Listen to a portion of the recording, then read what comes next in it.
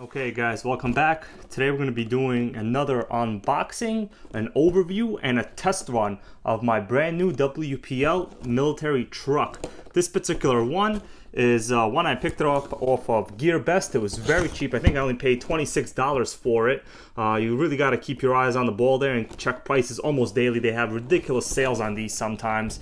But let's just take a look at the box. The one I got was this military green version.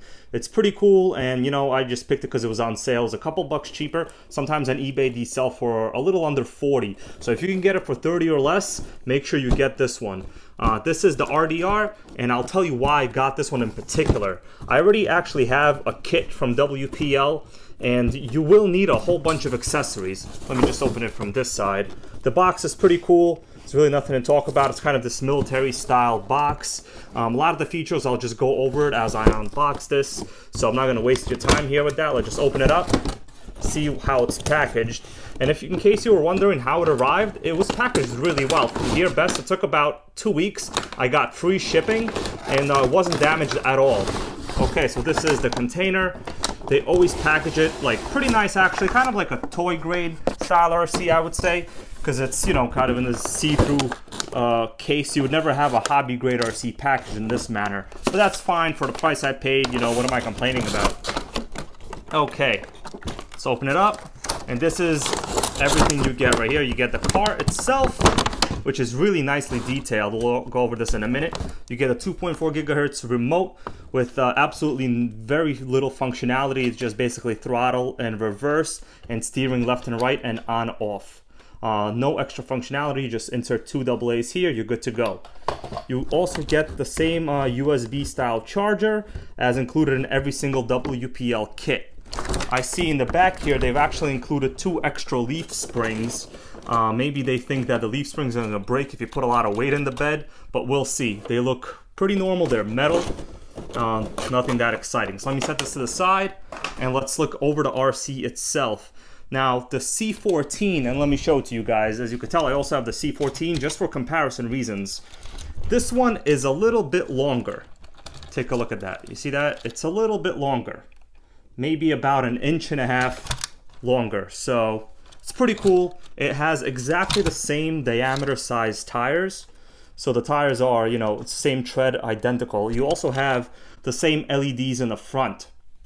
I already have a couple videos on this RC. If you're interested, just check it out on my channel. But this particular one is very different from the C14. So you can tell the suspension here, it's very soft. It actually uses these springs inside these little fake suspension units here.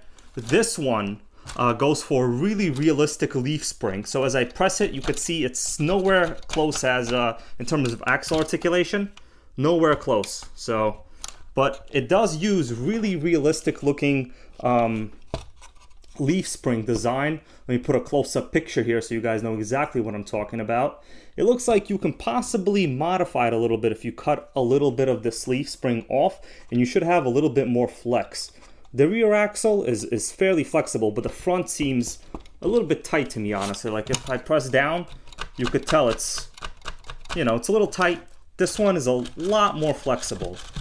So we'll take a look at it later, see how it handles. But once again, you can possibly carry up to around, I think, 5 pounds in the bed of this RC. I've seen other videos on YouTube where you could just put rocks or weights, a dumbbell, and see what it, you know, how it handles it. Of course, the drivetrain is the weakest point. If you've done any research at all into this RC, you'll see people constantly breaking drive shafts. I haven't broken anything with this one, and I've abused it a pretty good amount.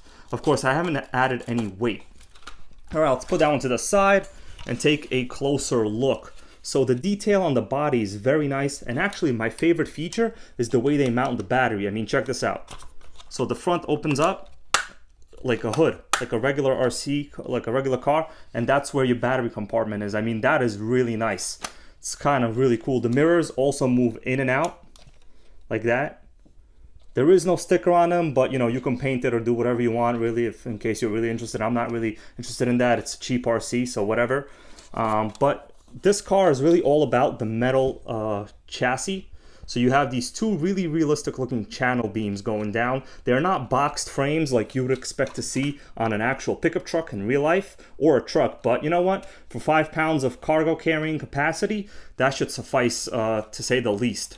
Now there is another version of this truck available from WPL.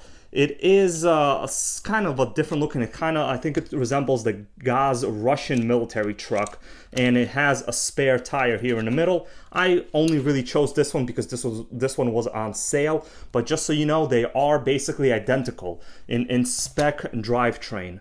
Now, the good thing about this one compared to the C14, and let me just put the C14 here on the side, is the stock C14 ready to run comes with a 130 size motor. This one already includes the 180 size motor.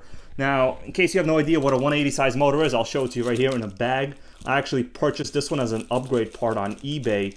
This is a regular 180 motor, and what that means is the can is just a little bit longer. So a 130 would be maybe a little, half a centimeter shorter of the can length, but the overall mounting spec and dimension would be identical. So the theory is you have a larger armature and a larger, let's say, magnet, so you basically would have more torque. Eventually I will mount this in probably this one, and I'll do a video on that. If you guys want to see that, please give it a thumbs up and put in the comments to see if I can get any more speed out of this. This one, the motor itself was very cheap. I think I paid $1.25 shipped. I got 3 of them. So, under $4 for 3 of them, free shipping, and the RPM, as indicated in the listing, were substantially higher than what you can get here. And if you're buying one of these, make sure you check that it has cooling slots on both sides. So this one has cooling slots on both sides right here, so that's good to go. There it is for that. So let me set this up, put some batteries in it, and we'll turn it on. Okay, so I put some batteries in the remote right here. Let's power it on. The LED is flashing. There we go. And now I'm gonna power on the RC. Actually, let me plug the battery in first. Gotta plug the battery in, right? Okay, very simple. Plugged it in, close the hood. Nice. Put the power switch on, and boom, there you go. We have the nice LEDs in the front, really realistic looking. Yes, the annoying steering box, but that's fine. It does its job. Worst case scenario, you could always get a $5 ESC and basically just use your own electronics, and for maybe $15 or so invested, you'll have a near hobby level RC. Okay, so it runs. It's not defective. That's already a positive sign.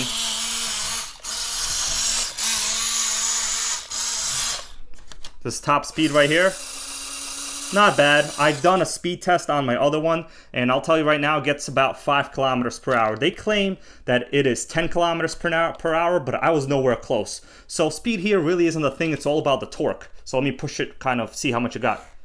It's not bad. It has a good amount of power. I mean, you could see it's kind of pushing my finger there. It is more powerful than the C14 because this does have the 180 size motor. So that is a big, big deal, guys. Finally got some drive time in with this. I was able to set up my own little kind of impromptu course. It's really just a couple of 2.5 pound weight plates. Now, as you could tell, the truck is able to get over the obstacles fairly easy. If you look at the obstacle based on the tire size, it's fairly large, but it is just so toy-like. The axle articulation on this particular one compared to the C14 model, even the ready to run, is just bad. Look at this axle articulation. It's just so toy-like. I mean, I would say more than maybe half an inch, and you already have axles kind of coming off the ground in the back. Now, it is still a 4-wheel drive vehicle, so it will get over, even if it doesn't have full contact at all times. And I did have to kind of lower the audio a little bit in these clips because the steering is just so annoying. And overall, I haven't broken anything.